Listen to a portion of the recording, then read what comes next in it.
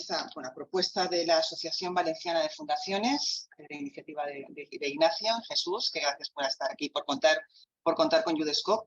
Gracias por estar en esta casa, en la Facultad de Derecho, que siempre nos une a todos. Y es una acción que venimos ya el segundo año que estamos desarrollando esta línea de actuación a través de un convenio que hemos firmado por fin, hace unos meses, por fin firmamos el convenio con la Asociación Valenciana de Fundaciones, que lo que buscamos de algún modo es ofrecer conocimientos para que esas pequeñas fundaciones puedan desarrollar mejor dedicación y con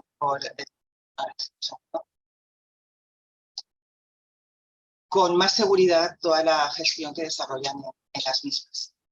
Hoy tenemos la suerte de contar con Luis, pero bueno, antes de darle la palabra a Luis y de presentaros, para deciros quién es, sí que quería que Ignacio añadiera una cosa. Quiero excusar también al decano, porque tiene intención de asistir, de estar con nosotros hoy, pero también tiene múltiples actividades previos a la finalización del curso y es bastante complicado asistir a todos los eventos.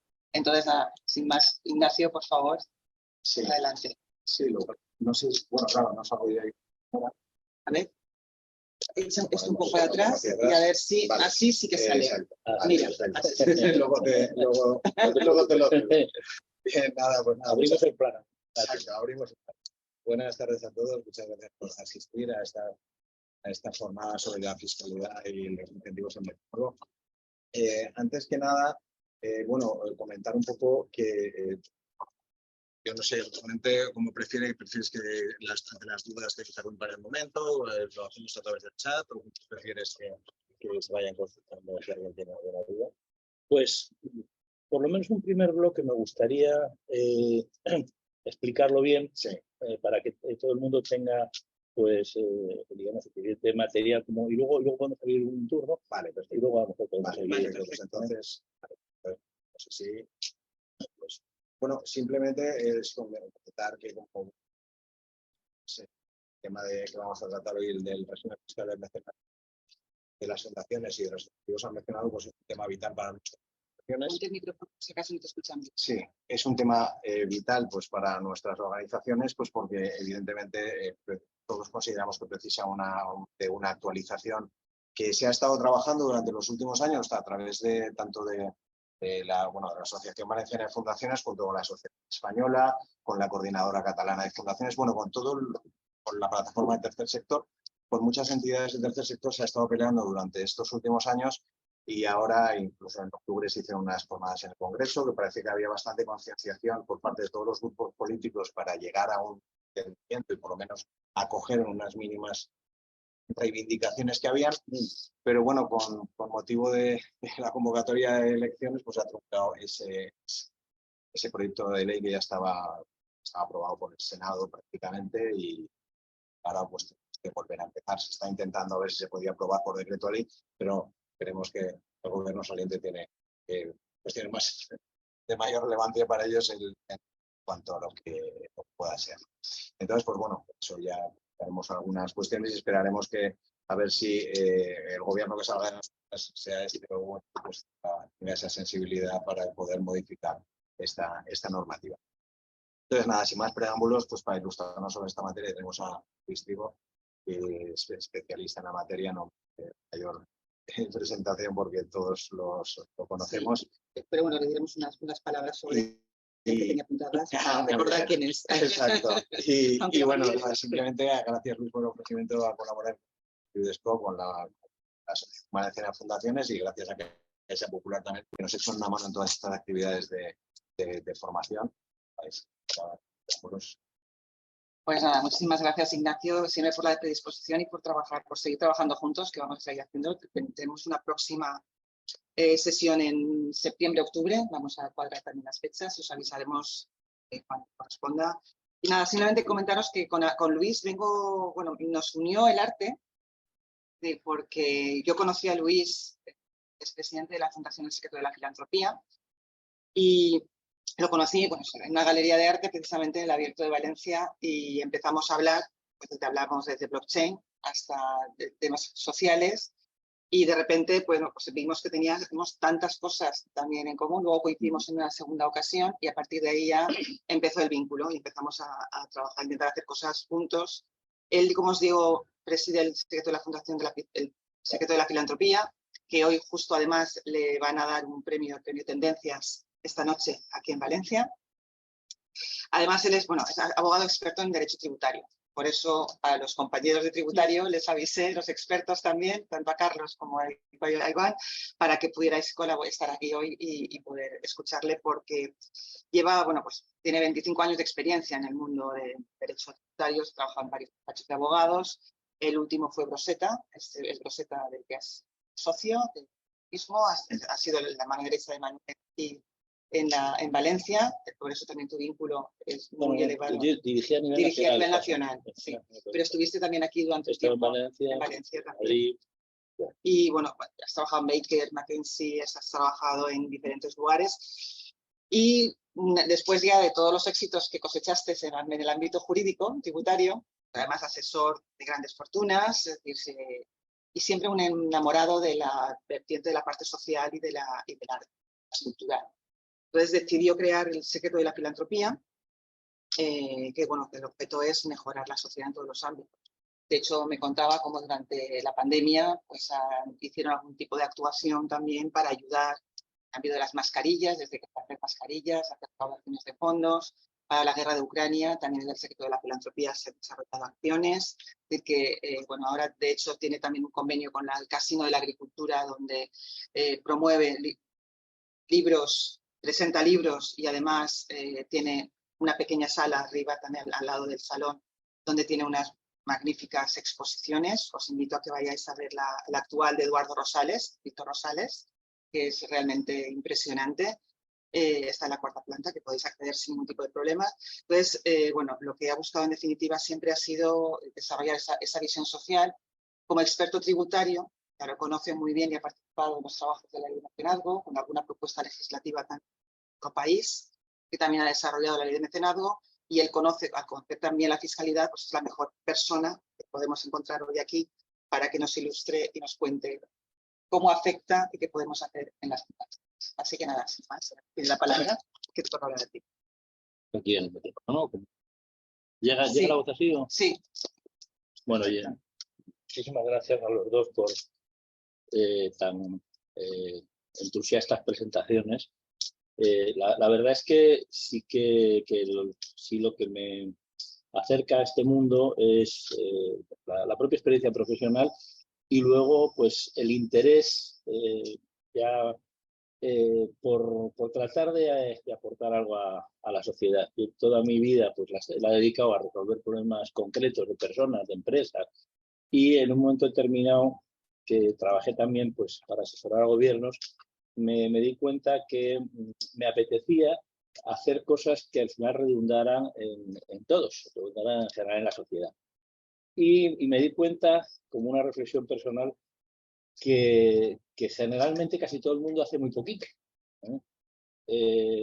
Empecé a pensar, digo, bueno, ¿qué es lo que hago yo como ciudadano por la sociedad en la que vivo? Y me di cuenta que hacía básicamente dos cosas. Una era votar, cuando nos convocaban a las elecciones, y que esto era una actividad, pues en cierto modo, que implicaba una delegación. O sea, que metes la papeleta y en ese momento ya le estás delegando tus poderes como ciudadano a la persona que votas, que es elegida, claro. Y si no, pues lo que va a hacer desde la oposición es defender pues, esas posiciones. Y la segunda es pagar impuestos. Que ya sabéis que al pagano, al ciudadano, se llama sujeto pasivo. Y entonces llegar a decir, joder, pues vaya, si resulta que nos desvinculamos de nuestra capacidad de actuación como ciudadanos políticamente y con pagar un dinero y además o nos obligan a adoptar esa posición pasiva, ya que con ese dinero lo gestionan otros. Y digo, pues qué pobre es esto, ¿no? Qué poquito hacemos.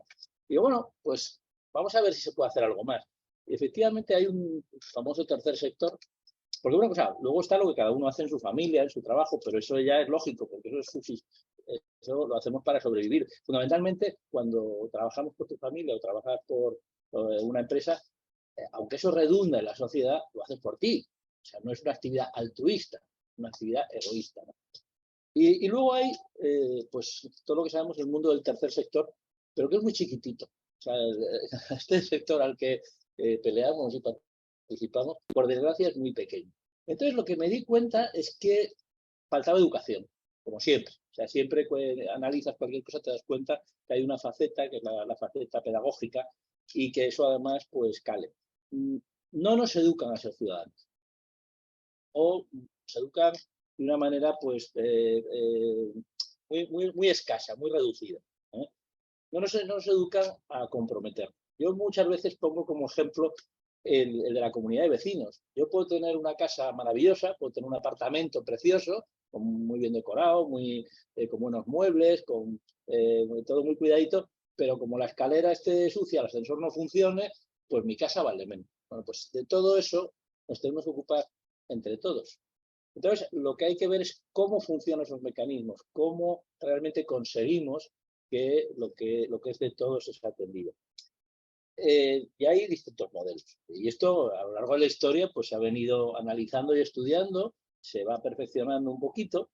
Hay modos, pues, de participar en las tomas de decisiones, de participar en las ideas. Ahora decías, pues, los procesos de elaboración de las normas, porque hay cierta posibilidad a las asociaciones de que se acerquen, de que opinen. Yo creo que todo esto es bastante insuficiente. Creo que la asignatura pendiente que tenemos es aprender a responsabilizarnos con la sociedad y aprender a construir sociedad. Y que, además, tenemos que intentar conseguir dos cosas. Y es que se nos den explicaciones, y necesitamos que se nos den explicaciones, qué se hace con esos impuestos que pagamos. La parte del gasto público es una parte no tan atendida como la del ingreso. Hoy en día, Hacienda sabe de nosotros absolutamente todo. O sea, es que damos un paso y ya lo sabe Hacienda. En cambio, no, si nosotros queremos saber qué pasa con nuestros impuestos, qué se utiliza, prepararos a bucear por las redes, por los ministerios, y lo difícil que es saber exactamente ese dinero, en qué se aplica, cómo se aplica, qué controles hay. Y cuando lo logras ver, te llevas bastantes decepciones, porque ves que hay muchos problemas de eficacia, una burocracia que muchas veces frustra los propósitos que se han planteado, mucho discurso y poca realidad. Entonces, bueno, tenemos por delante mucho que hacer por la sociedad y tenemos que ayudar a construir la sociedad desde abajo. Yo digo que nos viene mucho desde arriba hacia abajo, pero de abajo hacia arriba hay que construir y realmente hacemos bastante poco. Y deberíamos de enseñar a la gente a que se empodere como ciudadano, ¿no? Bueno, voy a ir mezclando teoría con práctica y con la práctica personal. ¿A qué me lleva esto? Es decir, bueno, pues vamos a dar un pasito hacia adelante, vamos a tratar de hacer algo. Los que decís el mundo de las fundaciones, sabéis que las fundaciones están muy atomizadas, hay mucha fundación, y que muchas atienden fines muy concretos. El actual presidente de la Asociación de Fundaciones, yo he leído algún artículo suyo que aboga porque se avance hacia fundaciones más generales, hacia fundaciones que vayan destinadas no a resolver un problema individual de alguien que en el momento que les cuece es cuando monta la fundación, sino que se desarrollen fundaciones con una visión de más amplio recorrido, de más amplio alcance. Yo creo que eso no es mala idea y tan lo creo como que la fundación que yo he constituido es una fundación que no se dirige a atender un problema específico, ni la enfermedad, ni la situación de un determinado colectivo, sino que es una fundación que apunta precisamente a esa visión general, a esa visión de qué podemos hacer por alterar o modificar comportamientos y conductas en la sociedad. Se llama El Secreto de la Filantropía, es una fundación que tiene un nombre muy poético, está sacado el nombre de una poesía de Antonio Machado, y lo que trata de hacer es que se dinamice la conducta filantrópica. ¿Qué es la filantropía? Pues la filantropía, pues como su propio nombre dice, etimológicamente es el amor hacia los demás, ¿vale? El amor hacia los hombres. Entonces, claro, esto puede ser entendido de muchas maneras. básicamente se basa en los comportamientos altruistas, es decir, dirigirnos a resolver o atender las necesidades de los otros. Pero fijaos, tiene tiene un elemento que yo creo que es muy, muy relevante, y es que el ser humano, la historia nos ha demostrado que tiene una tendencia harto frecuente a enfrentarse y a pelearse. O sea, cada vez que tiene una discrepancia, acaba matándose los unos a los otros. Y es muy frecuente, o sea, la historia nos lo demuestra. Y es porque no somos capaces de reconocernos de los demás. Es decir, en la medida que nosotros cuando veamos a otro ser humano nos veamos identificados en él porque es como yo, debería surgir un sentimiento de afectividad, de proximidad, de ayuda. Y si ese ser humano resulta que tiene unas necesidades desatendidas y yo estoy atendido, hay esa tendencia, o debería existir esa tendencia a ayudarle. Os puedo decir que generalmente somos así. Lo que pasa es que el miedo nos obliga a actuar de manera contraria. Pero generalmente los seres humanos, como otras especies, se protegen. Solo nos atacamos cuando tenemos miedo a que a nosotros nos vaya a pasar algo. Bueno, pues lo que hay que es trabajar y incidir mucho en esto. Bueno, ¿qué tiene que ver esto con la fiscalidad? Poco por ahora, pero ya llegaremos, ya llegaremos. Lo que sí que os quiero decir es que es esencial, desde mi punto de vista, que eduquemos a la gente en este sentimiento, en que trabajamos para los demás. Y ojo, yo muchas veces digo que el altruismo acaba convirtiéndose en egoísmo, porque si yo me porto bien con los demás, generalmente recibiré más. Y si no recibo ahora, ya recibiré. Y además haremos una sociedad mucho más acogedora, más tolerante, en la que precisamente habrá menos conflicto. Generalmente las sociedades que cuidan más la educación, la cultura, las relaciones entre las personas, entre los humanos, son más pacíficas, progresan más, se enriquecen más. Es que es como una semillita que es tan fácil de plantar y que germine, que hacemos muy poco porque eso pasa. Bueno, este discurso puede sonar muy a película Disney, pero creo que tenemos que creérnoslo. Tenemos que creérnoslo y tratar de evitar incurrir en las conductas contrarias. Bueno, vamos a ver cómo se consigue esto. Pues mira, una de las cosas, las leyes, y bueno, estamos en la Facultad de Derecho, que por cierto no he dado las gracias ni a la facultad, ni a las fundaciones, a UDESCOP, pero le doy gracias porque además yo estudio Derecho, como acabo de comentar, y nunca he dejado de estar en la universidad. De una u otra manera, he sido profesor de la universidad en Madrid.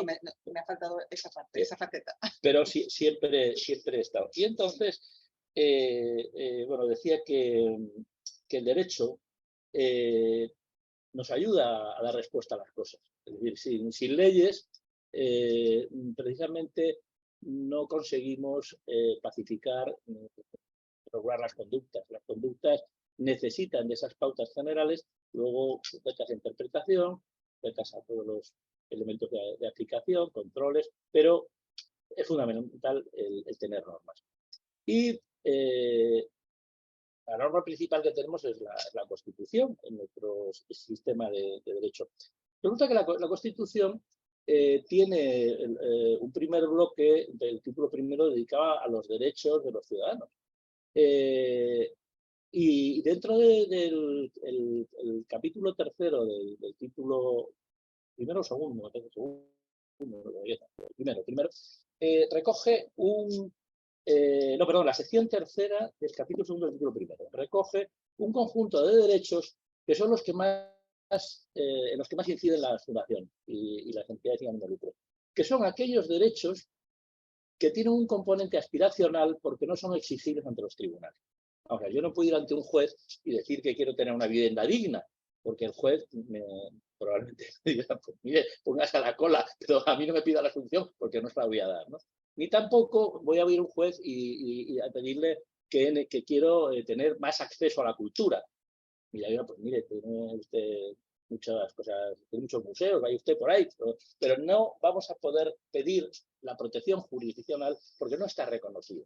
Es decir, es un catálogo de derechos que lo que plantean es un mundo más y una sociedad más grata y más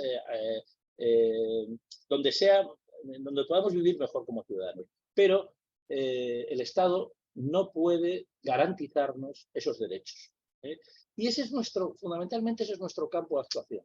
Precisamente esos derechos aspiracionales. Lo digo para que no nos frustremos, porque muchas veces se tratan de levantar banderas en favor de una realidad que jurídicamente no existe.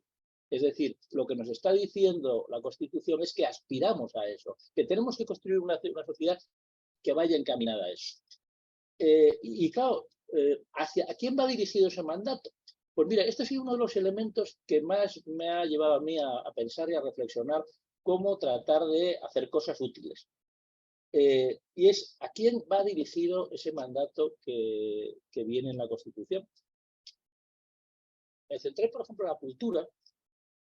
Mucha gente pensará que el acceso a la cultura o la protección del patrimonio, quien tiene que garantizarlo, quien tiene que hacerse cargo de él, son las administraciones públicas. Estoy convencido que si uno piensa cómo se tiene que conseguir el acceso a la cultura, rápidamente dirá, pues el ayuntamiento, el Estado. Bueno, pues no. Léanse bien la Constitución.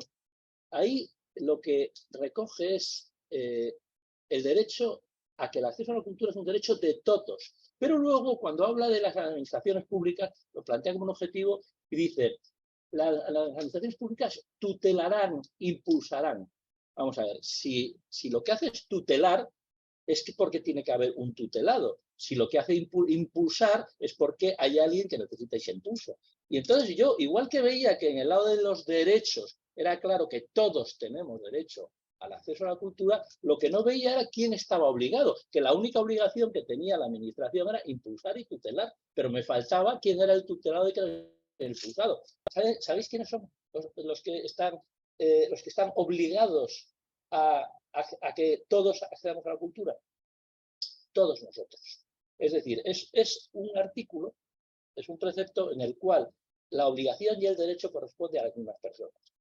Esto la gente no lo ha leído, no se ha dado cuenta de que, en concreto, la ley no está diciendo el Estado va a garantizar el acceso a la cultura, porque además si yo voy a un juez no me va a dar ese derecho porque no está reconocido como un derecho exigible ante los jueces, que son los que verdaderamente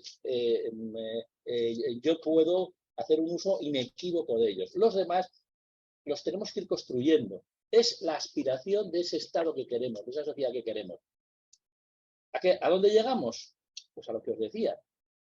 No podemos esperar que el maná caiga del cielo. Es una responsabilidad de todos. Es decir, y eso es lo que me ha llevado a hacer exposiciones de arte. ¿Por qué? Porque, digo, aquí en Valencia, el Museo de Bellas Artes, el IBAM, entidades públicas, por poner dos ejemplos, y la Fundación Bancaja, entidad privada, por poner un ejemplo. Sabéis que la Fundación Bancaja, tú lo conoces bien, ya no es lo que era. Ya no es lo que era, ya no tiene los recursos que tenía. En estos últimos años ha pasado algo que para mucha gente ha pasado un poco inadvertida, y es que las cajas de ahorros han desaparecido. Entonces, había mucho dinero para precisamente hacer acciones en favor de la sociedad y en favor de la cultura. Pero tuvimos una crisis muy gorda, que fue la crisis del 2008, y se llevó por delante muchas cosas. Y una de ellas fueron las cajas de ahorro. Entonces, ¿qué pasa? Que tenemos que llenar ese hueco. Ese hueco hay que llenarlo. Y ese hueco, vuelvo otra vez a la Constitución, ¿a quién corresponde llegarlos? A todos. ¿Vale? Fruto de todas estas reflexiones, digo, bueno, pues, ¿cómo hacemos esto? Porque me da la impresión de que las administraciones públicas sacan banderas para que nos creamos que hacen muchas cosas, pero su presupuesto da lo que da. Cada vez hay más necesidades que cubrir y hay determinadas parcelas que se van quedando sin presupuesto. Pero no nos lo cuentan, no nos lo dicen, porque no reconocen sus propias limitaciones. Y siempre nos van a contar que van a hacer mucho y luego te das cuenta de la realidad, pues que es exiguo. Que los recursos son exiguos. Y luego, si nos vamos al ámbito privado, no está acostumbrado, porque España hemos tenido una tradición en la cual las obligaciones con respecto a la sociedad las solían atender las administraciones públicas, en un tiempo la Iglesia, y luego teníamos esa economía social muy potente, pero la sociedad no ha dado un paso adelante y no se ha dado cuenta de que no hay nadie más. Es decir, no hay nadie más. Estamos nosotros, y nosotros nos tenemos que sacar las castañas del fuego y tenemos que tener una visión mucho más responsable y mucho más social. La famosa responsabilidad social corporativa va por ahí, pero todavía está a medio cocer. No se entiende, se está convirtiendo en cierta medida también en un dilema porque hay escepticismo y bueno, yo creo que no avanza al ritmo que debería avanzar, pero es necesario que la gente se dé cuenta y vea los números cómo van evolucionando. Hace unos cuantos años, o unas 2 décadas, nuestra aspiración era el estado del bienestar. Esa era nuestra aspiración. ¿Qué era el estado del bienestar? Que la gente pues tuviera una vivienda, que también tuviera un apartamento en la playa, que tuviera sus medios de transporte, sus vacaciones, sanidad. Eso era el estado del bienestar. Hoy en día, ya tengo aquí a 2 jóvenes delante mío, que alcancéis a tener un mini apartamento, lo lleváis crudo. Entonces, creo que deberíamos de ser muy honestos y hablar del estado de atención paliativa.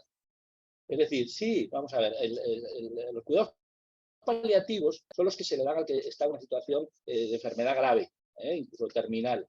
Nuestro Estado está en una situación de cuidados paliativos. ¿Por qué? Porque lo que está intentando es atender las necesidades más básicas, más perentorias. O sea, que el estado del bienestar hoy en día es una auténtica quimera. Ojo, y a eso se da también una circunstancia, y es que se producen concentraciones de riqueza porque los modelos económicos han cambiado. No es porque el hombre sea más egoísta o menos egoísta, simplemente es que hay factores absolutamente disruptivos que de la medida que alguien los tenga, entonces tiene unas ventajas competitivas muy grandes. Hoy en día la tecnología o la logística hacen que Amazon sea imbatible y que que sea muy difícil que surja un competidor, muy difícil. Entonces, tenemos que repensar mucho nuestra sociedad bajo esos elementos. Primero, habrá que introducir mecanismos de redistribución de la renta eficaces, y cuando digo eficaces es que no se trata aquí tampoco de decir, como dice Piketty, vamos a poner un impuesto al 90%, porque de verdad, si es que volvemos a lo mismo, si trasladamos el dinero donde no se actúe eficazmente, pues no resolvemos nada. Tenemos que construir una sociedad mucho más eficaz, mucho más participativa, mucho más responsable, mucho más transparente. Y eso es de lo que va la filantropía. De eso va. Y de eso va el mundo. Tenemos que hacer un mundo complementario donde las obligaciones públicas y las privadas se vayan compensando.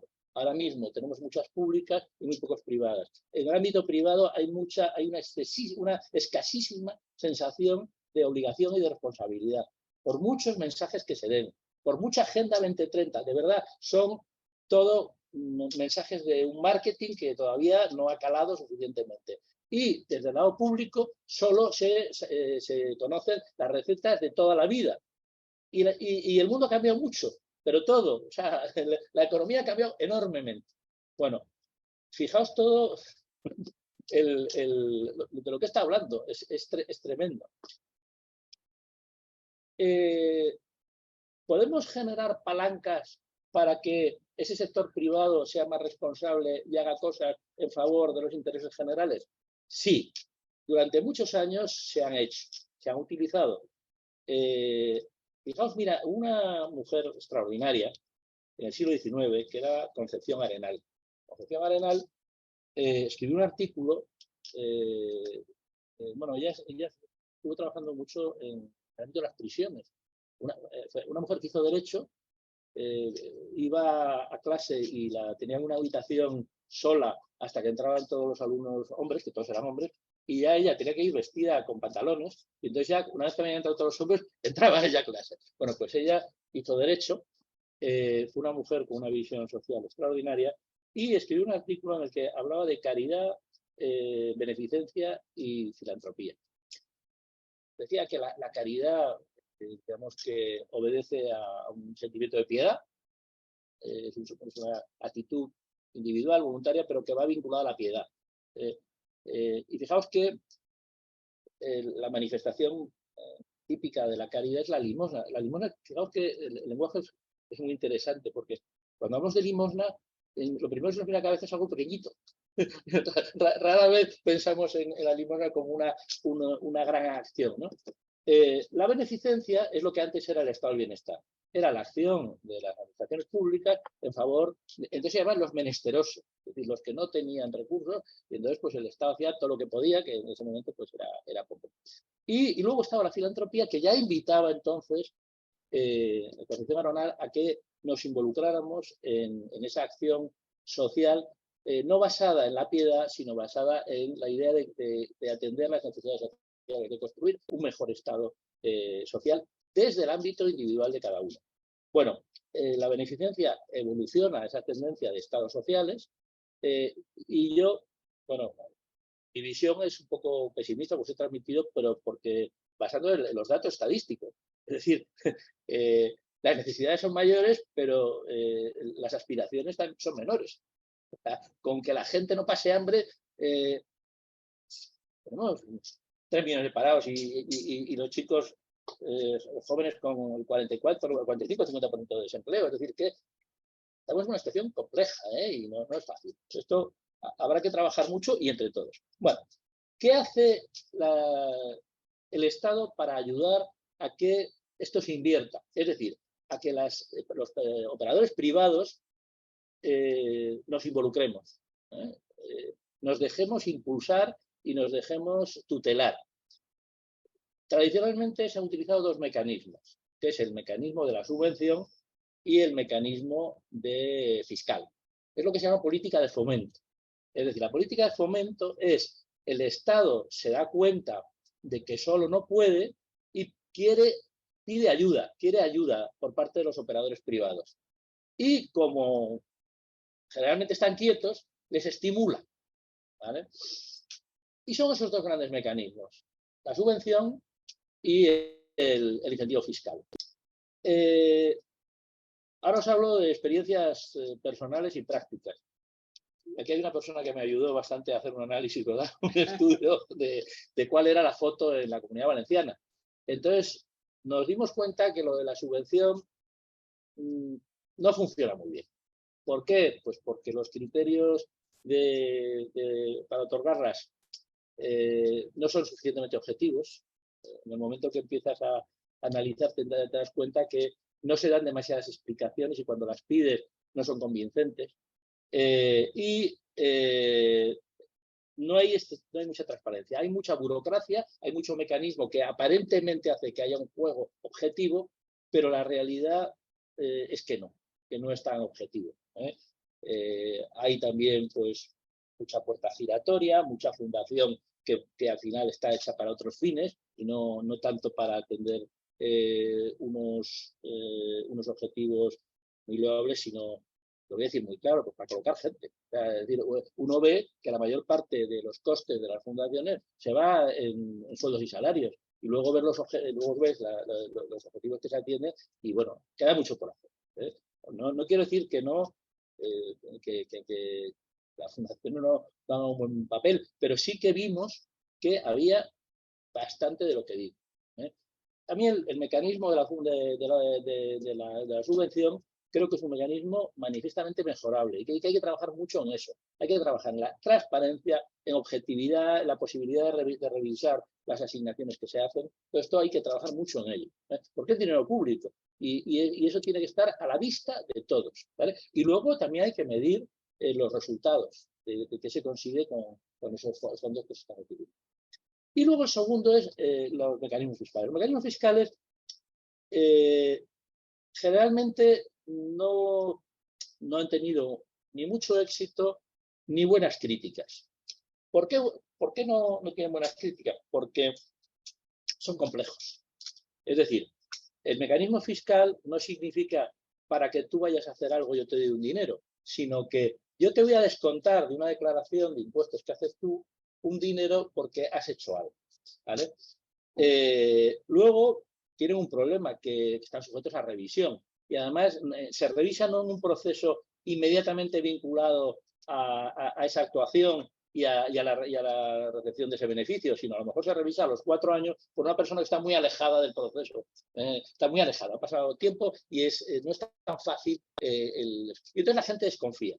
La gente dice, bueno, sí, a mí me dices que me vas a dar un incentivo, pero luego resulta que va a llegar el inspector, me va a decir que no cumplo aquí, no cumplo allá. Bueno, a pesar de eso, creo que es más fácil mejorar técnicamente el incentivo fiscal y hacer que funcione que no tanto la subvención. ¿Por qué? Porque el incentivo fiscal es automático. El incentivo fiscal es un mecanismo que, si se da la premisa de que yo he atendido, yo he dado un dinero, porque ahora hablaremos que por qué me dan esos incentivos. Normalmente es una acción fácilmente identificable que genera un automatismo. Yo no tengo que ir a ningún proceso muy complejo, sino un automatismo y que hace que yo tenga esa ventaja fiscal. Bueno, ya os diré que lo deseable sería que en un mundo pues, más civilizado y con un comportamiento social más responsable no existiera estas políticas de fomento. O sea, las políticas de fomento se establecen porque estamos en mantillas, porque hay muy poca cultura de filantropía, hay muy poca cultura altruista. Vivimos muy estatalizados. Estamos en una etapa de minoría de edad. Vamos a ver. Si resulta que para hacer cosas buenas para nosotros tiene que ser a partir de obligaciones, es que no somos maduros. Miren, la palabra que se utiliza para establecer compromisos tributarios es impuesto. Oye, es que es duro, ¿eh? O sea, que a mí me tengan que imponer para algo que me beneficie a mí. Eso significa que somos poco maduros, ¿vale? Entonces, lo que tenemos que trabajar es por ser maduros y que el componente voluntario, el componente filantrópico esté en nuestra naturaleza. Ojo, no digo que sustituya el uno al otro, sino que sean complementarios, pero es que uno es así y el otro es así. Y el pequeñito, es el que nos hace ciudadanos responsables, que no nos tienen que estar persiguiendo, sino que lo hacemos por nuestra propia voluntad, por nuestro propio ánimo y por nuestro propio compromiso y por nuestra propia responsabilidad. Bien. Voy a parar porque luego ahora ya me voy a meter en la parte ya técnica de cómo funcionan los mecanismos, qué leyes hay, cómo se aplican. Hablaremos del proyecto de ley que se ha visto interrumpido por la convocatoria de elecciones, qué es lo que trae, las cosas que podemos hacer, que son buenas y muchas. Pero antes quería que, bueno, esta introducción, que era la que quería que tuvierais clarito, y hablar un poco, ¿qué os parece? Yo provoco, que es de lo que se trata. ¿Alguna pregunta? ¿Algún comentario? Yo por mi parte quería hacer un comentario. La verdad es que me ha gustado mucho la primera parte de la conferencia porque efectivamente provocas y provocas bien. Sí. Y bueno, en ese sentido hay muchas cosas en las que estoy completamente de acuerdo, pero también, bueno, las que todas Sí. Creo que la justicia tributaria desde este punto de vista y no puede, digamos, cumplirse si no se atiende tanto a la vertiente del gasto como a la del ingreso, tanto al tema de la concesión de las subvenciones como al tema de los fiscales. Bien, es cierto que el tema ya subvencional no es mejorable en ese sentido, pero tampoco creo que todo pase por la concesión de fiscales. Debe haber una inclusión en ese sentido. También, bueno, quizás sea más de la segunda parte. Ahora, lo cierto es que los incentivos fiscales ahora, al menos acción automática, ¿no? También es verdad que eso fue una lucha constante respecto al calendario del año 2004, porque la excepción al fin y al cabo era rogada y había muchos problemas por esa visión que adoptaba la agencia tributaria, esa tendencia que tenía la agencia tributaria de negar la aplicación de la excepción Creo que, bueno, la ley de 42 es muy mejorable en muchos aspectos, pero creo que ahora, al menos ese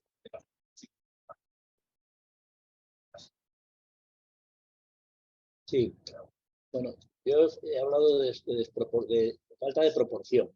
No creo que es necesario, sin duda alguna, que tengamos un sistema tributario muy sólido, que funcione muy bien, que cumpla todos los objetivos, tanto de suficiencia como de justicia, pero creo que es necesario que haya también comportamientos privados y que por parte de los operadores privados se contribuye a atender necesidades de interés general con mecanismos voluntarios. ¿Vale? O sea, entre lo obligatorio y lo voluntario hay una desproporción enorme. Entonces creo que tenemos que incentivar lo voluntario, es lo que quería decir. Y luego respecto también a la desproporción que hay en cuanto a los medios que se dedican al ingreso y lo que se dedican al gasto, y la dificultad de acceso del ciudadano a ese control del gasto público y a la información del gasto. Vamos, entonces, ¿cuántos funcionarios están dedicados a ingresar y cuántos están dedicados al control del gasto? O sea, ¿y qué información tenemos del ingreso y qué estamos con el gasto? Eso es lo que quiero. Fundamentalmente de lo que hablo es de desproporción, de falta de proporción en esto. Y que además eso redunda en favor de todos. Todavía no me he decantado sobre qué es mejor. Creo que simplemente hablo de que sí que es mejor que los mecanismos sean variados y que nos involucren mucho más. ¿Vale?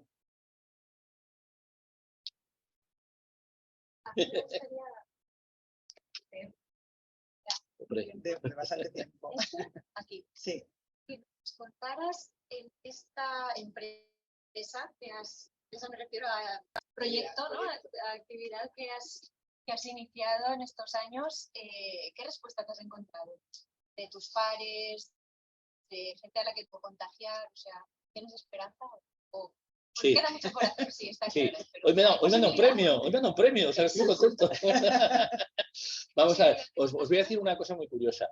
Creo que la Fundación, tú lo conoces, está haciendo y ha hecho cosas relevantes. Y ahora pondré algunos ejemplos. Nunca había recibido tantas felicitaciones y tantas llamadas como a raíz de este premio, que, vamos a ver, ahora que no... Es un premio más del mundo del papel couché, más del mundo rosa. O sea, yo voy por medio, porque no voy son amigos míos además que lo ha concedido, por lo cual todavía tiene menos valor el premio, porque te lo damos los amigos, ¿no? Pero se está grabando. Ya lo sé, pero te digo, yo provoco y digo las cosas como creo que son. Hombre, a mí me hubiera, es que es para responder. Sí. A mí me hubiera gustado haber tenido otras respuestas por cosas que creo que hemos hecho mayor entidad. Que esta noche tenemos una cena en la cual pues, mensaje, lo agradezco muchísimo porque creo que eso le da proyección, le da imagen, pero es que estamos muy equivocados. O sea, de verdad, nos fijamos en lo accesorio, no lo importante. Lo importante se nos olvida, no nos damos cuenta. Es decir, es que muchas veces te deslomas a hacer cosas de mucha entidad y te das cuenta que lo que se valora pues es lo puramente anecdótico. Esa es mi mayor crítica a la respuesta, ¿no? Pero luego te da mucha satisfacción por los objetivos que alcanzas. O sea, algunas de las cosas que he hecho, mira, después de la pandemia estábamos, pues, como estábamos todo el mundo, confinados, y pusimos en marcha proyectos para ayudar a la gente. En ese momento hicimos más acciones sociales, pero hicimos una cosa tan singular como hacer una especie de festival por WhatsApp para recaudar fondos. Entonces, el grupo de WhatsApp pues tiene, me parece, 249 miembros, más no se puede tener. Hicimos un grupo de WhatsApp llenándolo al máximo. Subimos contenidos que eran canciones, intervenciones de la gente animando unos a otros por todo el mundo y recaudamos dinero pues para que Cáritas pudiera comprar bonos para los supermercados, porque en ese momento no podía hacer la acción de llevar la comida a la gente, ni la gente podía ir a los comedores de Cáritas. Entonces, de esa manera se les daba unos vales pues, para que pudieran ir a los supermercados, ¿no? Y eso, fijaos qué tontería, un grupo de WhatsApp. Bueno, pues se nos ocurrió, además yo me acuerdo que estaba en una casita de campo y desde ahí pues empecé a llamar a unos y a otros y movilizar. O hicimos otra cosa, es una iniciativa de una persona que estaba con nosotros en la fundación que reunieron a costureras en régimen de puro voluntariado para hacer mascarillas cuando las mascarillas no habían y además eran muy caras. Y conseguimos que nos dieran un premio Siemens, pero un premio internacional. Se premiaron 10 proyectos a nivel mundial y uno de ellos fue este. Y con el dinero que nos dieron se pudieron hacer 300.000 mascarillas que fueron destinadas a gente que nos las podía comprar. O sea que hicimos cosas que yo creo que a mí me satisfacen más que en un premio, me dar un premio, ¿no? Vale. Pero, y esto, pues hay gente que se ha enterado, hay gente que se ha enterado. Ahora estamos haciendo una labor que ahora os contaré porque tiene mucho que ver con las normativas de mecenazgo, que creo que es muy importante estructuralmente y a mí me cuesta mucho que la gente lo entienda. O que llegue, me cuesta mucho. Pero ya veréis cómo entre todos se pueden hacer grandísimas cosas. No es tan complicado. Bueno, ¿alguna pregunta, alguna cuestión más? Nada. Bueno, pues entonces nos vamos a meter un poco en la normativa del mecenazgo. Vamos a ver, cuando yo iba a dar charlas como esta y empezaba a hablar de que se hicieran acciones en el ámbito fundamentalmente de la cultura, de la ciencia, y que participaran las empresas y los particulares en ellas, siempre me encontraba con que había alguien que levantaba la mano y decía, es que no hay una ley de mecenazgo. Y decía, que yo sepa, hay 6. ¿Cómo que hay 6? Sí, hay una ley estatal y luego hay 5 leyes autonómicas. Navarra, de Valencia, la de Rioja, Castilla-La Mancha y la de Murcia. Hay 6 leyes de mecenazgo. Ah, sí. Y oiga, usted cuando quiere una ley de mecenazgo, ¿qué es lo que quiere? O sea, yo hacía 2 preguntas. ¿Qué estímulo es el que querían y qué estímulo cree que es el que hay? Generalmente, a la primera pregunta no se atrevían. Los más radicales decían que el 100%. Y lo segundo lo ignoraban. Es decir, que todo el mundo manifestaba que no había una ley de mecenazgo, pero nadie conocía la realidad o nadie quería conocer la realidad de qué estímulo existía en ese momento, ¿no? A esto seguido yo decía, vamos a ver, ¿le parece? O sea, también otra cosa que te decía, no, es que en Estados Unidos, esto es, a mí me recuerda, no sé si os acordáis de Gila. Gila era un humorista que hablaba mucho siempre de Estados Unidos. Ahora tenemos otro, ¿cómo se llama? No me acuerdo cómo se llama, Jiménez también. Siempre hablamos, a los españoles les gusta mucho hablar de lo que hacen fuera sin tener ni idea de lo que hacen fuera, ¿no? Bueno, pues todo el mundo dice, no, es que en Estados Unidos. El problema que hay entre los incentivos a la fiscalidad comparados en Estados Unidos y en otros países, en Estados Unidos es que va sobre la base y no va sobre la cuota. Es decir, que son estímulos que por alguna parte son regresivos. Pero no... vamos a ver, en España tenemos ahora mismo y vamos a tener estímulos top. En Europa, el país que tiene unos mejores estímulos es Francia. También es uno de los países que tiene los impuestos más altos, pero es el país que tiene unos mayores estímulos. Pero ahora mismo, con la reforma que se ha quedado ahí en puertas, nos poníamos bastante bien. Y ojo, lo maravilloso de las leyes autonómicas, que ahora hablaremos de la combinación de ambas, es que han declarado la compatibilidad de los incentivos autonómicos con los estatales. Y con un poquitillo de maña, muy poca, se pueden sumar y se pueden conseguir estímulos actualmente del 60% y el año que viene, si se consigue aprobar la reforma de la Ley 49/2002, del 75% con carácter general. No me voy al micromecenado, me voy con carácter general. ¿Vale? Vamos a ver, nosotros la Fundación ha puesto en marcha proyectos en los cuales hemos conseguido un retorno del 60% a la gente y hemos conseguido que nos lo financien. Nos ha costado Dios y ayuda, pero lo hemos conseguido. Y de lo que se trata es de esto, es de poner en marcha actuaciones que tengan esta palanca fiscal, convencer a la gente y que funcione. Ojo, y que esto además las administraciones públicas lo cuenten. Yo la primera conferencia que di sobre la ley valenciana del mecenazgo cultural, científico y de patrimonio profesional fue en el IBAM. Asistieron bastantes representantes de las administraciones públicas y parecía que se estaba hablando en chino mandarín. Era una ley que se había aprobado en el año 2018, se había aprobado pues, por los partidos del Botanic y no tenían ni la más remota idea de cómo aplicarla, ni las consecuencias que podían tener favorables. Luego, a medida que he ido hablando de estas personas, les ha parecido magnífico, les ha parecido, pero era una herramienta que estaba ahí y que no se sabía utilizar, o sea, que se ignoraba de sus capacidades. Mire, nuestra fundación resulta que ahora mismo es la entidad que más proyectos tiene declarados de interés social. El otro día nos lo dijo el Consejo Valenciano de Cultura, que nos convocó a una reunión para ver qué es lo que estábamos haciendo, qué se podía mejorar en la norma y qué pediríamos nosotros. Y ahora os contaré lo que dijimos que pedimos. Pero lo primero que me encontré es que se desconocía, y se desconoce, la mayor parte de la gente desconoce el uso que se puede hacer de esta normativa. Y ahora entraremos en ello, en cómo funciona. Vamos a ver. Primera cuestión. Hay que vencer ese mantra y hay que superarlo de que no hay ley de mecenazgo.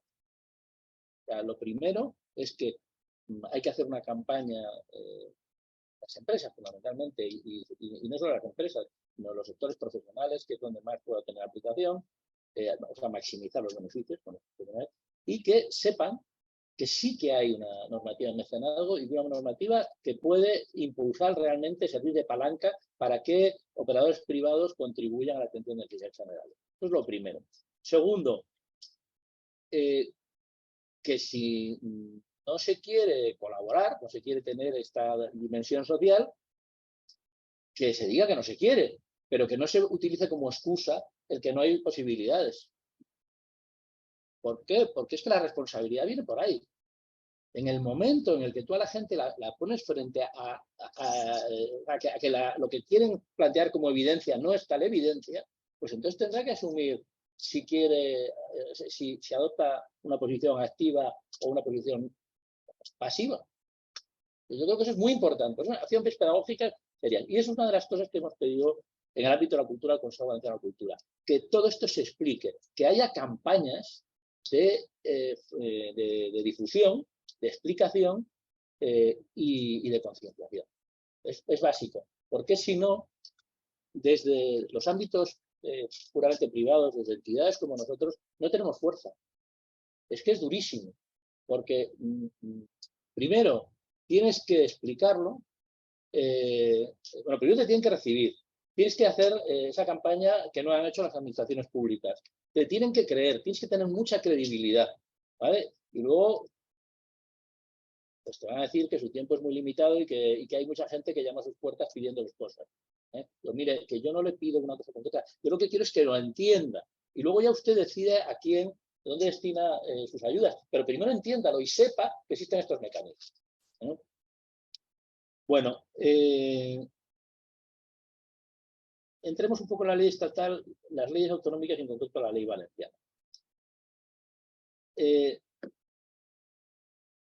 Nuestro modelo fiscal tiene algunas dificultades, sobre todo atendiendo a cuáles son los objetivos que queríamos conseguir. El objetivo es, vamos a intentar que los operadores privados aporten recursos de manera voluntaria a la atención de necesidades generales. Bueno, de manera voluntaria significa que no son impuestos, de voluntaria, y segundo, que puedes elegir.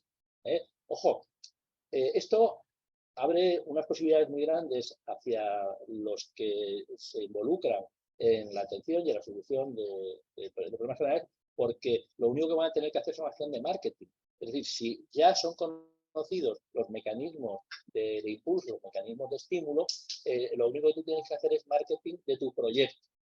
Y bueno, pues las energías están un poco repartidas. Bien. decía que nuestro sistema fiscal tiene algunas trabas, y es que el principal impuesto de las empresas es el impuesto sobre sociedades, y este no es un impuesto cedible.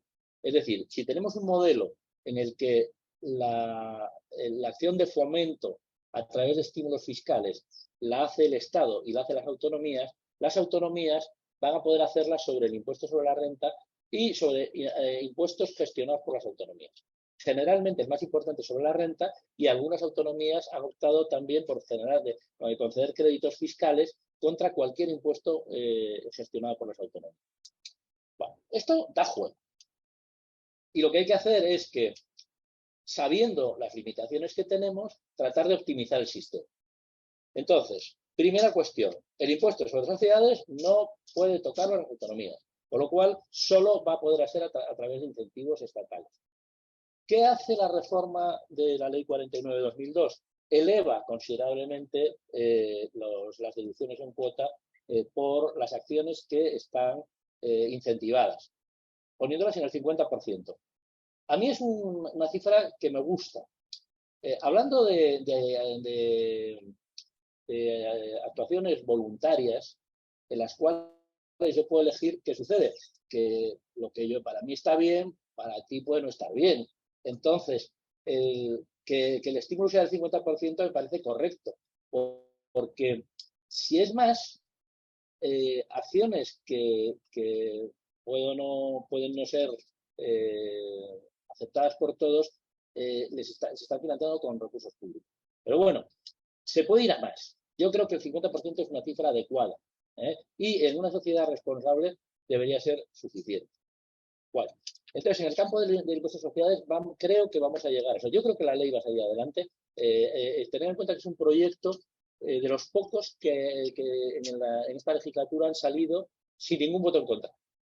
Es decir, ni siquiera tuvo que ser votado en pleno, en el Congreso, porque ya en comisión se aprobó sin ningún voto en contra de todos los grupos políticos. Fue al Senado y se ha quedado en puertas, porque iba a ser aprobado, pero lo que pasa es que, bueno, a otros proyectos se les ha dado trámite de urgencia porque políticamente interesaba más, y a este en cambio ido más lentito, y al final pues se ha quedado ahí pero hubiera sido aprobado. Yo espero que se retome y que se apruebe, porque todo el mundo está de acuerdo, y eso está muy bien. Además de ese 50% que va a funcionar tanto en sociedades como en renta, y ahora hablaremos de renta, se establecía la liberación de límites, que una de las cuestiones que durante muchos años se ha mantenido es limitar el máximo que se podía donar o aportar para proyectos que estaban favorecidos desde estas leyes de estímulo, porque había una visión de favorecer el micromecenazgo, pero limitar el macromecenazgo, es decir, que desincentivaba las grandes aportaciones. Yo creo que aquí se ha tenido una mente un poquito más abierta, porque hay gente que quiere contribuir en mayor medida. Y obviamente, en una etapa de estímulo, yo creo que en el futuro los estímulos, cuando ya las cosas funcionan, hay que reducirlos, pero en una etapa de estímulo, pues no vamos a frenar impulso de gente que quiere aportar fondos. Y eso se ha entendido en la ley, y todo el mundo, todos los grupos parlamentarios lo han aceptado. Y luego, también se ha subido el mínimo del micromecenazgo. El micromecenazgo ahora mismo, en las comunidades autónomas que ya tienen leyes propias, te lleva al 100%. Y además lo suben de 150 a 250. Es decir, que aquella persona que gasta ese crédito de 250 euros en acciones protegidas por la ley estatal, y que también lo estén por la ley autonómica, recibirá en su declaración de la renta el 100% de lo que ha dado. Por lo cual, lo único que tiene que hacer es poner una crucecita. Lo único, ¿vale? Inmediatamente le retornará todo. O sea que el Estado lo que nos está es enseñando, lo que nos está es permitiendo ser más libres, que decidamos a dónde queremos que vaya una parte de nuestros impuestos. Nosotros lo hacemos con un donativo, pero luego nos lo devuelven con impuestos. Por lo cual, una decisión pública, una decisión que estaba en la esfera de las administraciones públicas, se convierte en una decisión privada. Eso nos hace más libres y, por tanto, también más responsables. ¡Viva las leyes que hacen esto! ¿vale? Entonces yo creo que tenemos que apoyarla y tenemos que difundirla y tenemos que enseñar a la gente que no tenga miedo a hacer esto, porque fijaos, al final ya en lo que se queda es en que demos ese pasito. O sea, con dar ese pasito ya estamos haciendo mucho y decidimos dónde van nuestras ayudas. Bueno, no me voy a entretener más en hablar porque sí que hay otros temas de los créditos fiscales que se pueden mantener para otros años. La ley ha introducido mecanismos técnicos que creo que son muy positivos para favorecer y para impulsar el mecenazgo. Pero vamos a ver cómo funciona o cómo se combinan con las leyes autonómicas. Antes voy a decir una cosa. La ley estatal necesita otras reformas que no ha hecho. Y me refiero a quiénes son las entidades beneficiarias del mecenazgo. Vale. La ley estatal tiene una visión muy enfocada a que los receptores de las ayudas sean o las administraciones públicas o las fundaciones o las asociaciones de carácter de interés público. Es decir, no está pensando está pensando en una clasificación muy formalista. Es o el Estado o dos entidades sin mirar qué es lo que hacen. Simplemente que formalmente han sido declaradas, sean constituidas como fundación o declaradas de utilidad pública. Hombre, el formalismo está bien porque establece ciertas garantías, pero las leyes autonómicas han sido mucho más modernas y yo creo que mucho mejor orientadas porque va a los comportamientos, va a lo que se está haciendo. Y introduce la calificación previa del interés social de la actividad que se va a proteger. Es decir, una persona, sin que sea una asociación de utilidad pública o una fundación, que eso frena mucho porque el presidente de la asociación frena, no lo diré, llevar una fundación tiene sus lietes, o sea, nos obligan a tener que cumplir unos formalismos, hay que tener una cantidad mínima de 30.000 euros para poder constituirla. Esto frena a mucha gente. Y hay gente que tiene interés en hacer acciones que redundan en beneficio de la sociedad, en los ámbitos que protegen estas leyes, pues que se ve frenada por esto o no lo maneja. Hay muchas entidades que yo la dificultad que tienen ellos es entender las normas y estar pendientes de cómo aplicarlas. Ese formalismo frena. Entonces, las leyes autonómicas lo único que requieren abre mucho el abanico de quiénes pueden ser los beneficiarios y lo único que requiere es que los proyectos que vayan a hacer los presenten a un organismo que en el caso de Valencia es el Consejo del Mecenazgo, la Oficina del Mecenazgo, y pase por un consejo de composición plural y decidan que ese proyecto en concreto pues merece ese apoyo. Entonces, simplemente por el mero hecho de que haya sido calificado de interés social, se hacen 2 convocatorias al año y en esas convocatorias tienes que hacer una memoria, presentar los proyectos y si tú lo aprueban, a partir de ahí ya eres beneficiario del mecenazgo y todo el dinero que recibas, sin necesidad de tener una estructura formal, va a tener derecho a una deducción. En Valencia es el 25%. Ahora veremos en qué impuestos y cómo lo tienen establecidos otras comunidades autónomas. Pero la grandeza de las leyes autonómicas es que han declarado la compatibilidad de los incentivos autonómicos con los incentivos estatales. Y, ojo, esta declaración de compatibilidad podría haber sido impugnada por el Estado, pero no lo ha sido en ningún caso. Y eso lo que significa es que se ha consolidado que estos incentivos se pueden sumar a los del Estado y que además se va a conseguir una transferencia automática de recursos estatales a las administraciones autonómicas. Es decir, nosotros, por ejemplo, aquí hacemos una feria de arte, que se llama Papel, que os invito, la próxima es el año 25, os invito a que vayáis a verla. Es una feria que aspiramos a que Valencia tenga una feria y queremos además que sea nacional. El próximo empeño es que esta feria, una feria de arte basada en el papel como soporte, es una iniciativa privada que financiamos íntegramente con donativos. Bueno, pues a las personas que nos han dado dinero, en su declaración de la renta, en la parte estatal van a poder deducir el año que viene un 50% y en la parte autonómica un 25%. Con lo cual, lo que estamos haciendo es transferir de manera automática, sin necesidad de que haya que firmar un convenio con el Estado, de que en el Consejo de Ministros tengan que aprobar una transferencia específica. Automáticamente se transfieren fondos del Estado a las autonomías, lo cual es un mecanismo extraordinario, que hay que aprovechar. O sea, el 75%, si se aprueba la ley con el 50%, es decir, el 50%. Ahora, ¿con qué impuestos? Fundamentalmente el impuesto sobre la renta. ¿Por qué? Porque las comunidades autónomas no tienen competencia en el impuesto sobre sociedades. Ahora bien, hay autonomías que, además de los incentivos en renta, han creado un crédito fiscal porque lo que quiere es que en el ámbito empresarial también pueda beneficiarse de incentivos fiscales por parte de las autonomías. ¿Y este crédito fiscal qué es? Pues es un crédito contra cualquier impuesto gestionado por las comunidades autónomas. Es verdad que el ámbito de impuestos propios es reducido, unas autonomías tienen más y otras tienen menos. Es verdad que los impuestos que gestionan las autonomías son más de persona física, pero también hay casos de impuestos que tienen un alcance empresarial. Es decir, nosotros, cuando el otro día nos reunimos con el Consejo Nacional de Cultura, lo que en las mejoras les dijimos que incorporasen en la ley valenciana en la figura del crédito fiscal, porque de esa manera no solo nos íbamos a poder dirigir a las personas físicas, sino también a los empresarios, para ofreciéndoles un doble incentivo.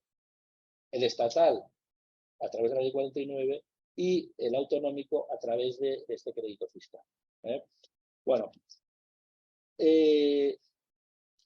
todavía la incidencia que tiene y el uso que tiene esta ley es mínimo, ¿vale? Es mínima. Lo que hay que ver es en qué campos se puede actuar.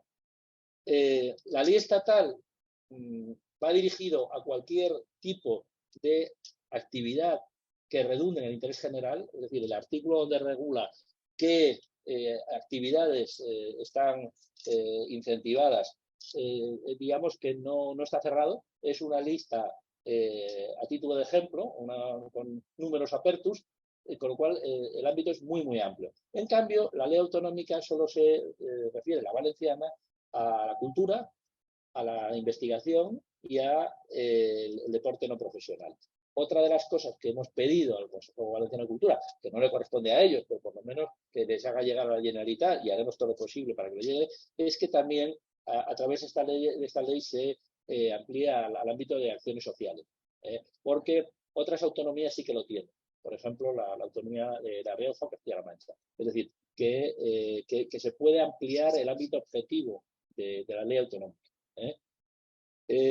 Y bueno, yo básicamente esto es lo que os quería contar. O sea, la primera parte es una introducción muy genérica, la segunda es que tenemos mecanismos normativos, que creo que estos mecanismos posibilitan el captar recursos y ofrecer incentivos a quien nos lo den, y que lo que necesitamos es que las administraciones públicas nos ayuden a explicar esto, a difundirlo y a que la gente confíe en estos mecanismos. Y nada más. Ahora, otra vez, abro turno de preguntas. Los fiscalistas ya les veo con ganas. Pero vamos, gracias. Lo que queráis.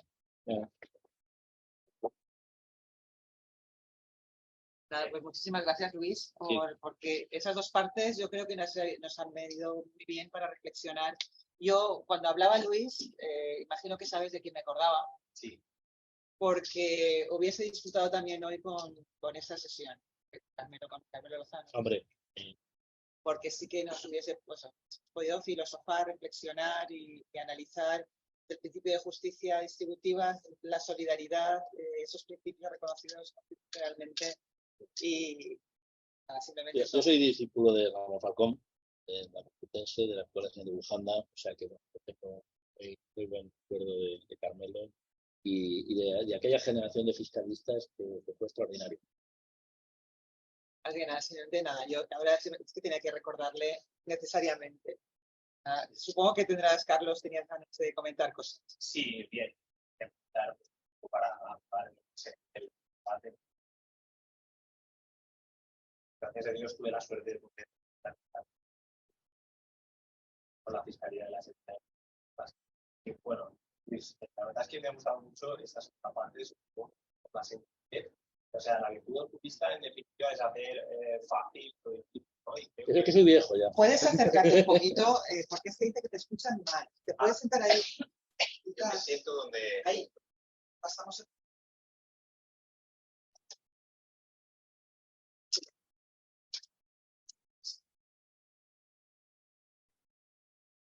¿Se me oye? ¿Te escucháis mejor?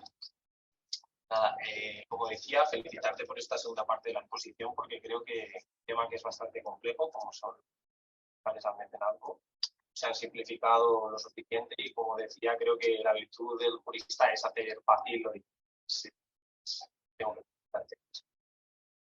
Nada, respecto al mecenazgo, obviamente son cuestiones que están muy de actualidad, que es obvio que iba a salir adelante una ley, iba a ser muy favorable para el sector, pero que la convocatoria de elecciones, la verdad es que lo ha dejado todo un poco en estampa, por así decirlo.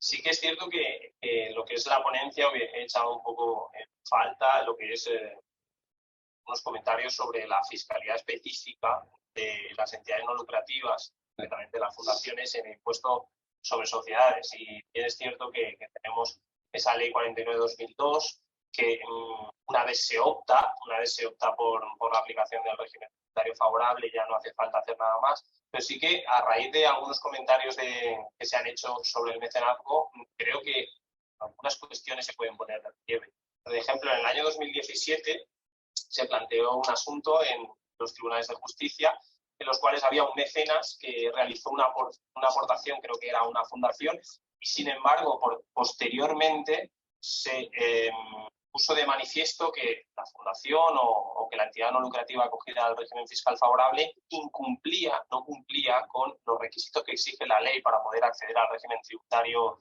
favorable y para que sea considerada entidad beneficiaria del mecenazgo. Esta cuestión, pues yo creo que es una cuestión bastante complicada y que urge clarificar para en lo que respecta a los mecenas, en la medida en que ese incumplimiento de los requisitos por parte de la entidad podría perjudicar claramente al mecenas en la aplicación del incentivo fiscal. Y bien, esto no es una pregunta en sí, es una reflexión. Y nada, si alguien quiere hacer algún tipo de comentario, si quieres ilustrarnos un poco sobre la fiscalidad, impuestos sobre sociedades de fundaciones, etcétera, pues yo te lo agradezco. Sí, vamos a ver. No llega el micrófono más allá. Yo creo varias cosas. Primero,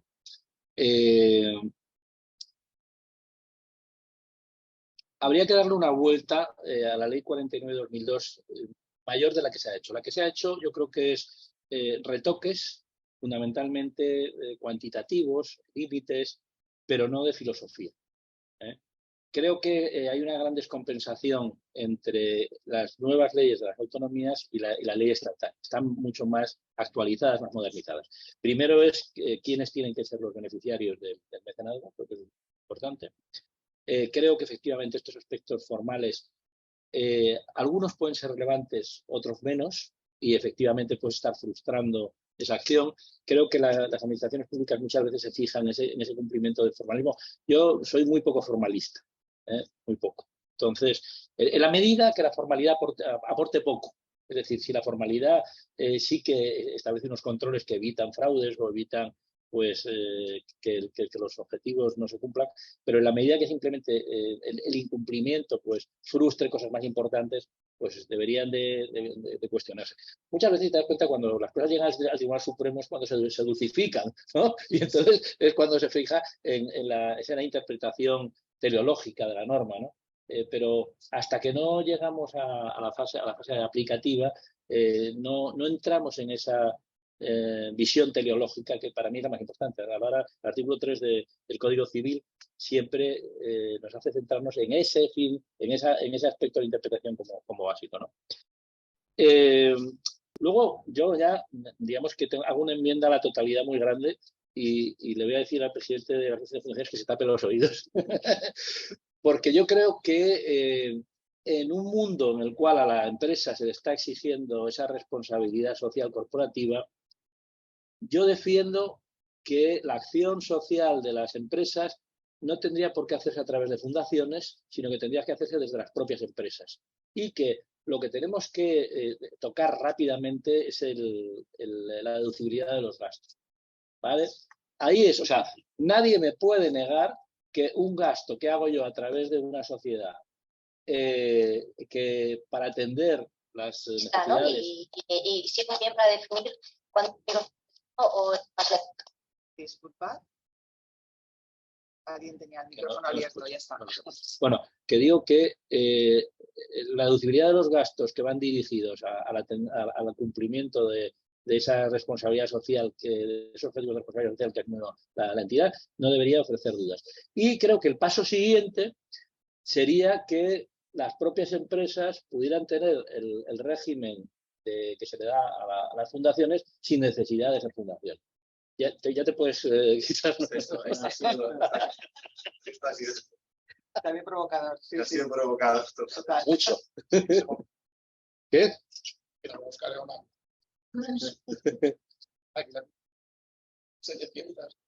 Ya. No, pero es que ¿sabes lo que pasa? Fijar, si vamos a un mundo donde queremos que las entidades sean más responsables, no generamos barreras. ¿Qué aporta la fundación? ¿Qué aporta la fundación como tal, como forma? Sí, a una empresa que realmente atienda fines sociales y que además tenga pues, sus propios departamentos dedicados a esto. No lo sé, yo no lo veo. Creo que esto es para ponerlo encima de la mesa y empezar a hablar de ello. Isabel, bueno, sí, es que tenía Isabel Peñalosa, que es la directora de Relaciones Institucionales y Asesoría Jurídica de la Asociación Española de Fundaciones, había levantado la mano hace ya un rato. La conozco muy bien. Entonces, pues la conoces, por favor, Isabel. No te vemos. Ahora sí. Muy bien. Hola. Luis, había pedido la palabra antes de esta segunda parte, ¿eh? No quería entrar en ninguna polémica, al contrario. No, gracias por la exposición. No, y lo primero, felicitarte. Estoy de acuerdo con todo lo que has dicho, sobre todo con lo que has dicho en la primera parte. Y sobre todo me alegro de una cosa, o sea, me alegro de oír y repetir, ¿no?, que tenemos una ley de mecenazgo, porque es que la tenemos y nos ha costado mucho tenerla. Y esta reforma es una pena que no haya salido. No hablo ya de esta reforma, hablo de una legislación por la que el sector viene peleando desde el año 78, o sea, 1978, quiero decir. Ya no, ni siquiera desde 1994, porque en 1978 es cuando tiene su origen el movimiento asociativo fundacional, ¿no? O sea, que esto viene de, y no es nuestro, no es de esta generación, sino también de las anteriores. Pero esta última reforma ha costado y ha costado bastante, ¿no? Simplemente quería hacer un par de comentarios sobre el alcance, ¿no? Estoy de acuerdo que la reforma es limitada. Bueno, primero, todo es limitado, ¿no? De hecho, es una ley una reforma que se ha quedado a las puertas y que ha costado mucho para los pocos artículos que modifica, ¿no? Pero también hay que hacer una reflexión un poco y no separar esta ley de mecenazgo de lo que tiene que ver con la propia regulación del sector fundacional. Y tú lo has dicho. Muchas veces la filantropía que se realiza, que no digo que sea el único vehículo, pero que se realiza a través de fundaciones, tiene muchas limitaciones, tiene muchos problemas y muchos palos en las ruedas que no vienen de la legislación fiscal, que vienen de la regulación sustantiva y del sistema de supervisión. Claro, esto es lo que hace limitada la reforma de la Ley 49 en lo que se refiere al artículo 3, que se ha comentado en la sala. Vamos, yo es que he hecho la tesis sobre el artículo 3, o sea, la verdad es que ya le tengo hasta bastante manía, pero la he hecho no por nada, no porque el artículo 3 sea muy interesante, sino que es bastante absurdo, y jurídicamente lo es también, que algo que ha sido calificado como de interés general por una administración, por un protectorado, o por incluso el registro de asociaciones en la declaración de utilidad pública, pues la agencia tributaria tenga otra interpretación sobre lo que es el interés general cuando estamos hablando de dos redacciones idénticas aplicadas al fin y al cabo por una administración, ni siquiera por administraciones distintas. Pero bueno, este es otro tema, pero la razón de verdad yo creo de que al final sea muy difícil abordar el artículo 3 y sea muy difícil abordar la ampliación del ámbito subjetivo de la Ley 49/2002 es que en el fondo la supervisión que tenemos fundaciones y asociaciones de utilidad pública es irregular, no es ni mejor ni peor, no están supervisadas igual las fundaciones a lo mejor del Estado que las de una comunidad autónoma respecto de la otra, y el problema es que seamos claros, Hacienda no se fía, ¿no? Entonces yo creo de verdad que el sector ahora deberíamos hacer un esfuerzo por poner el foco en el modelo de supervisión, porque es el que seamos unas entidades supervisadas lo que hace que no todo el mundo esté en la ley 49. Yo desde el punto de vista de la empresa estoy de acuerdo en la deducibilidad de los gastos, pero claro, tú mismo has dicho que ser presidente de una fundación es tener unos grilletes. Si le damos el mismo incentivo a la donación a una fundación que a los gastos que haga la empresa, más allá de que sea o no sea lo mismo la RSC que los gastos en actividades de interés general, etc. O sea, el sistema tiene sus defectos, pero tiene también cierta coherencia, ¿no? Y ya lo último, ya esto casi es una petición, ¿no? Yo no sé si va a salir o no esta reforma. Yo te puedes imaginar el disgusto ya personal, ya no es institucional, personal, ¿no? Que nos llevamos. Esta reforma saldrá independientemente de quién gobierne, si tenemos todo el sector muy claro que queremos retomar lo que se dejó ahí. Si volvemos a abrir el melón y que si esto se puede mejorar, que si esto también se puede mejorar, que si aquí arriba, que si aquí abajo y que si tal, creo que no saldrá. Creo que volveremos a este diálogo perdonadme, pero un poco de besugos, ¿no? No tenemos ley de mecenazgo, es que esto no es una ley de mecenazgo, y a una falta de entendimiento que yo creo que es lo que habíamos logrado un poco a final de esta legislatura, ¿no? Creo que si volvemos a abrir de cero el debate sobre la reforma de la ley, sin sacar al menos esta reforma, creo que volveremos a estar en la casilla de salida, pero es que la casilla de salida del año 2002, ya ni del 15 ni del 22. Entonces, perdonad que sea tan crítica y también haga, bueno, pues aproveche este minuto porque es que han sido, bueno, Ignacio lo sabe, o sea, cómo ha sido esto. Lo sabe, y claro que se han quedado muchas cosas por el camino, ¿no? Pero bueno. Sí. Isabel, yo creo que efectivamente hay que dar prioridad a tener esas mejoras. Esto es un foro donde nos podemos permitir, y yo ciertos comentarios y ciertos diálogos, pero creo que cuando hay que aterrizar con los políticos y con un proceso legislativo, efectivamente, ya todo lo que se ha avanzado para esta reforma habría que consolidarlo y hacer que salga.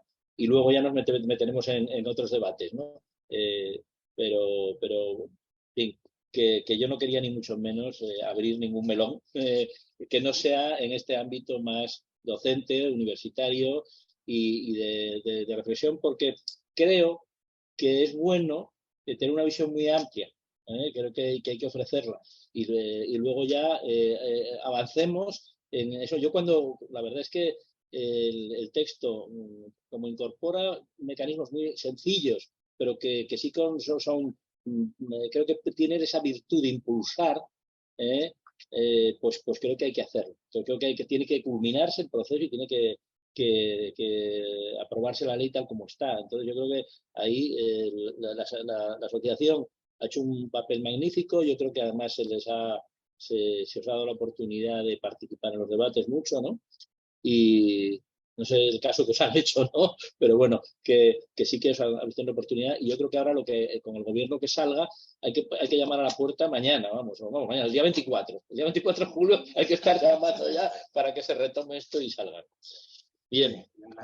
Sí, Isabel, a colación de lo que estabas comentando y relacionándolo un poco con Almudena Brezo que estábamos comentando antes de la Fundación Servipoli, que dentro del mal menor, si al final no sale el tema de la reforma ahora en estos momentos, dentro de lo que cabe, por lo menos hemos conseguido unir fuerzas todas las entidades más representativas de todo el Estado para ponernos de acuerdo en hacer un poco de presión en la misma dirección. Y eso, además, con vuestra participación, que ha sido fundamental en todo este tema, pero quiero decir, muchas organizaciones, tanto del tercer sector, o sea, tanto la coordinadora catalana, Navarra, la valenciana, la andaluza, ha sido una experiencia importante desde el punto de vista del desarrollo. Entonces tenemos que mantener esa inercia, ¿no? que se ha logrado con este tema, y si no sale ahora, pues iremos a por los siguientes que salgan, ¿vale?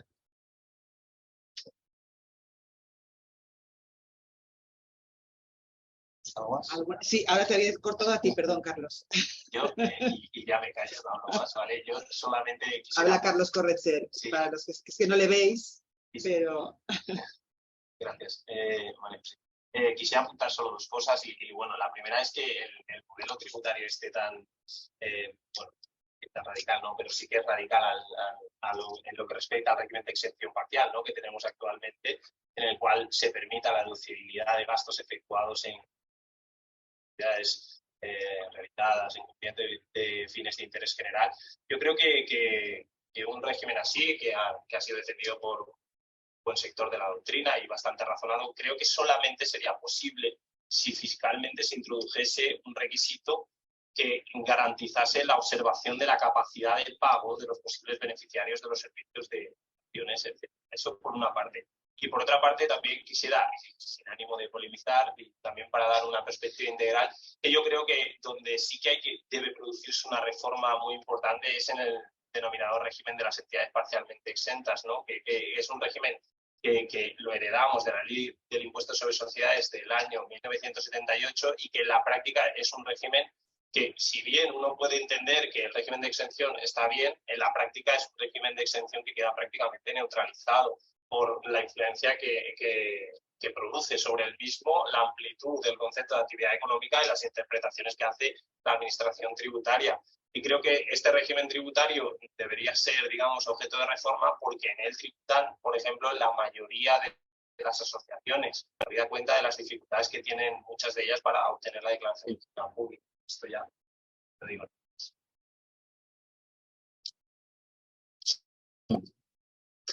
Sí, no, sí.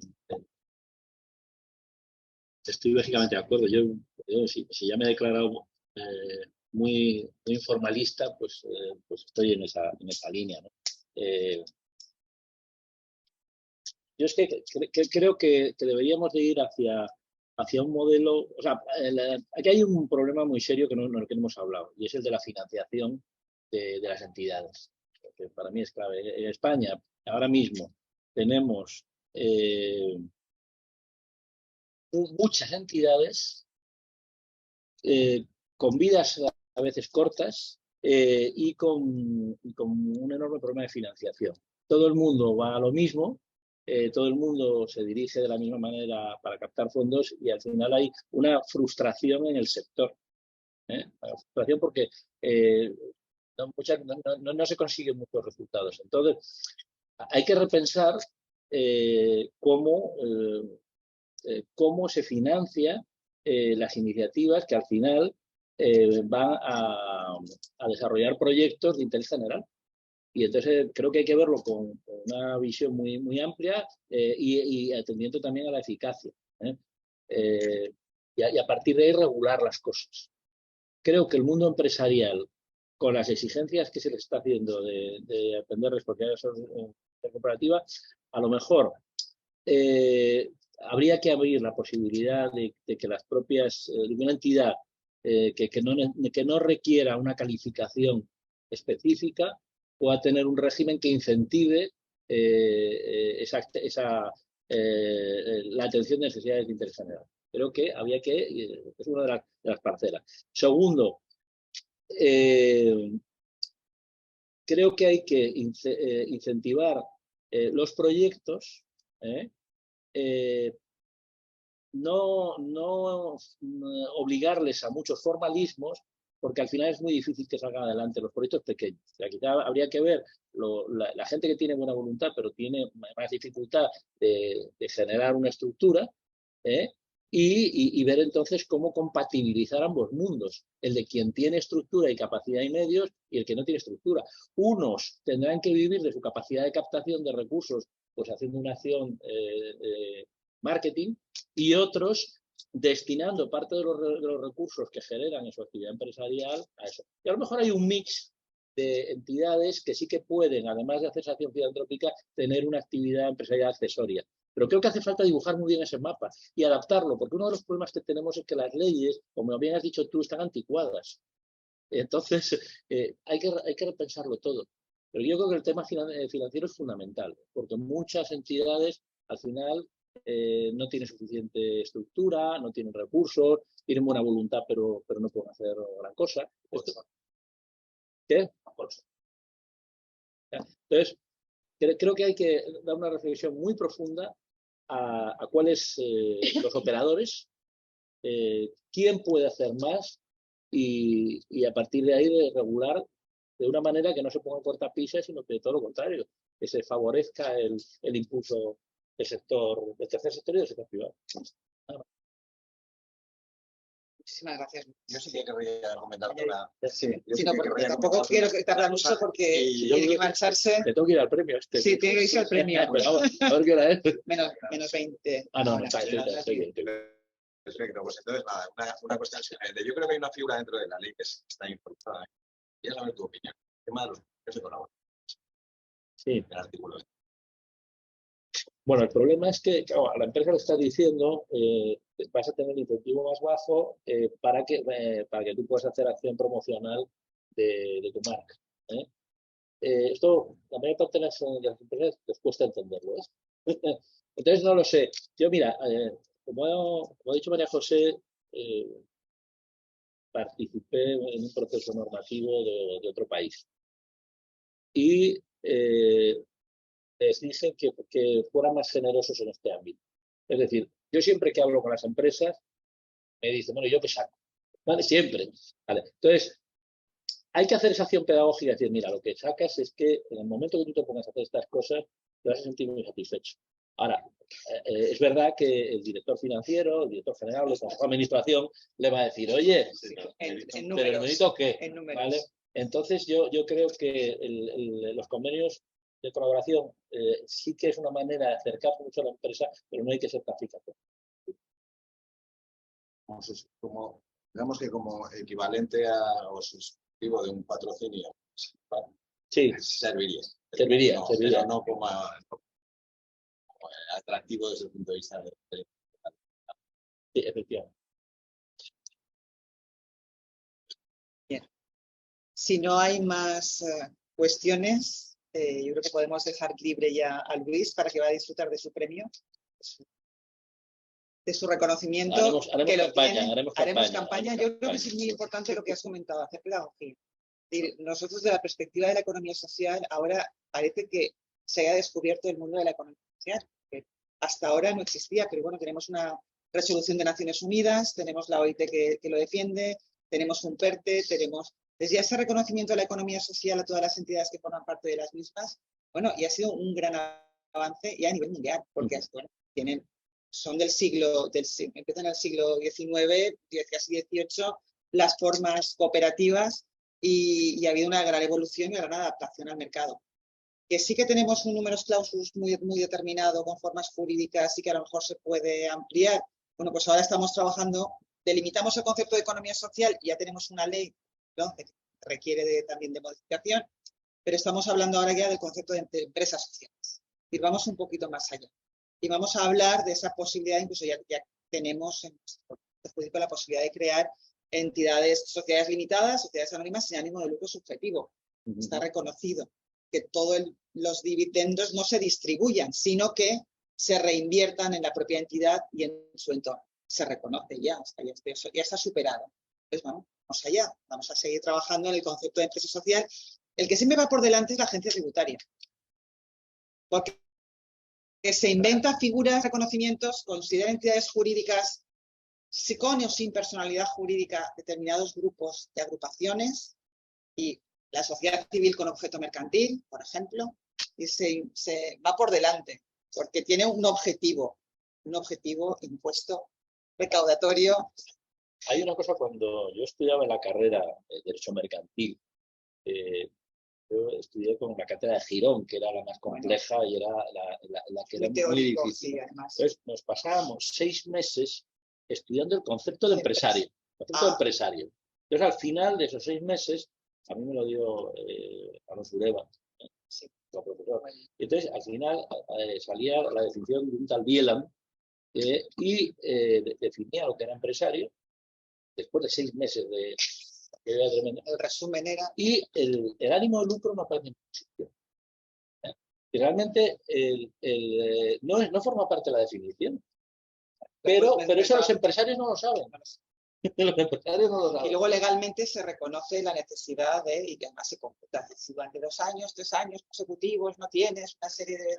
Si esos resultados son negativos, puedes entrar en... Pero la hacienda pública, cuando inspecciones clientes, si alguien que está haciendo una labor social, cuando es su esfera privada, le dice que si no hay una explotación, entonces no le admite la deducción de gastos. Entonces, ¿en qué estamos? ¿Vale? ¿Dónde estamos? ¿Dónde estamos? Bueno, pues, En fin. podemos seguir trabajando y estudiando esto y hacer otro ciclo nuevo de fiscalidad ya para cosas muy concretas, con ejemplos concretos para que todas las fundaciones que han participado hoy, que se han conectado, porque hemos tenido un gran éxito de participación, pues puedan resolviendo todas sus dudas, puedan ir resolviendo todas las dudas que les van surgiendo en el día a día. Para eso también está la Asociación Valenciana de Fundaciones, la Asociación Española en su caso también, para ayudar a las fundaciones en su buen hacer. Gracias Jesús por esta iniciativa, a Caixa Popular, a la Asociación, a la Facultad de Derecho, que es la que nos abre sus puertas y que nos permite estar aquí. Y Luis, gracias. Siento muchísimo haber concentrado todo hoy, haber coincidido con tu premio, pero bueno, a la vez es una ventaja porque en un viaje, bueno, pues hoy va todo lo mismo. Todo lo mismo. Igual seguiremos trabajando con el secreto de la filantropía en todos los ámbitos, y sabes que desde el punto de vista jurídico y desde el punto de vista artístico, cultural, bien. Ahí hay que seguir trabajando todo. Sí. La cultura es el patito feo, está poco atendida. Yo por eso ahora le estoy dedicando más esfuerzos, porque hay que también entender la cultura es un elemento básico. No se puede decir que bueno, pues es algo accesorio, que mantiene poco presupuesto.